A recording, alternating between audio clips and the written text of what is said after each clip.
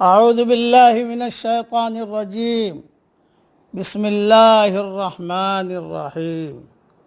سورہ شورى کی 2 آیتیں پڑھ رہا ہوں، آیت نمبر 49، آیت نمبر 50۔ للہ ملک السماوات والارض، آسمانوں اور زمین کی بادشاہی اللہ ہی کے لیے ہے۔ یخلق ما یشاء، وہ جو چاہتا ہے پیدا کرتا ہے۔ یہب لمن یشاء اناثا، وہ جس کو چاہتا ہے بیٹیاں عطا کرتا ہے۔ وَيَهَبُ لِمَن يَشَاءُ الذُّكُورَ، اور جس کو چاہتا ہے بیٹے عطا کرتا ہے۔ اَوْ يُزَوِّجُهُمْ ذُكْرَانًا وَإِنَاثًا، یا ان کو جمع کر دیتا ہے بیٹے بھی اور بیٹیاں بھی۔ وَيَجْعَلُ مَن يَشَاءُ عَقِيمًا، اور جس کو چاہتا ہے بے اولاد رکھتا ہے۔ اِنَّهُ عَلِيمٌ قَدِيرٌ، بے شک وہ جاننے والا قدرت والا ہے۔ کائنات میں صرف اللہ ہی کی مشیت اور اس کی تدبیر چلتی ہے۔ وہ جو چاہتا ہے ہوتا ہے، جو نہیں چاہتا نہیں ہوتا۔ کوئی دوسرا اس میں دخل اندازی کرنے کی قدرت اور اختیار نہیں رکھتا، یعنی جس کو چاہتا ہے مذکر اور مؤنث دونوں دیتا ہے۔ اس مقام پر اللہ تعالیٰ نے لوگوں کی 4 قسمیں بیان فرمائی ہیں۔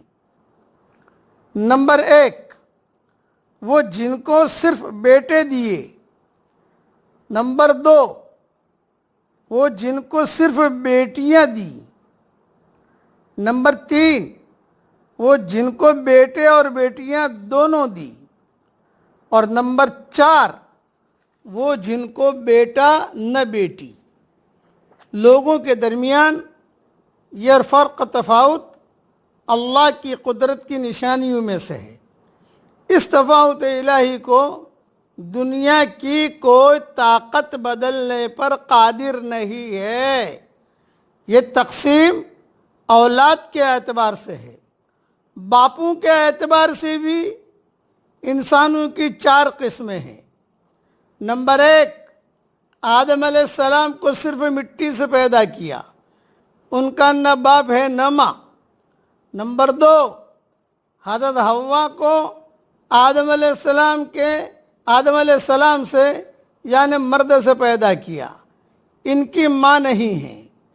نمبر 3، حضرت عیسیٰ علیہ السلام کو صرف عورت کے پیٹ سے پیدا کیا، ان کا باپ نہیں ہے۔